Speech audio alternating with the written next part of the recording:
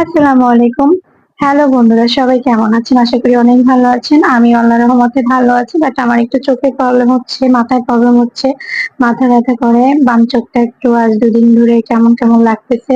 তো যাই হোক সামনের দিকে এগোই। আজকে আমি একটা জিনিস শেয়ার করব। আমরা অনেকেই ঘরে বসে অনেক ধরনের কাজ করে থাকি, কিন্তু অনলাইন প্ল্যাটফর্মে সেগুলো আমরা পোস্ট করি না বা শেয়ার করি না। বাট বেসিক্যালি কিন্তু আমি অনেক কিছুই আপনাদের সঙ্গে শেয়ার করি, সেহেতু এটাও শেয়ার করে ফেললাম। তো আমরা ঘরে বসে অনেকে সেলাই কাজ করি, সেলাই কাজের পাশাপাশি পুঁতি দিয়েও অনেক ধরনের কাজ করে থাকি।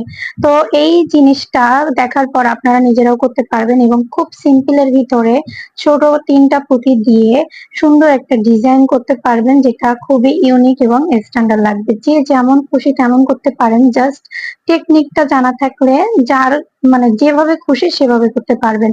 তো আমি এখানে জাস্ট সুই সুতা এবং ৩টা পুঁতি ইউজ করব। এটা স্লিপারে এবং নিচে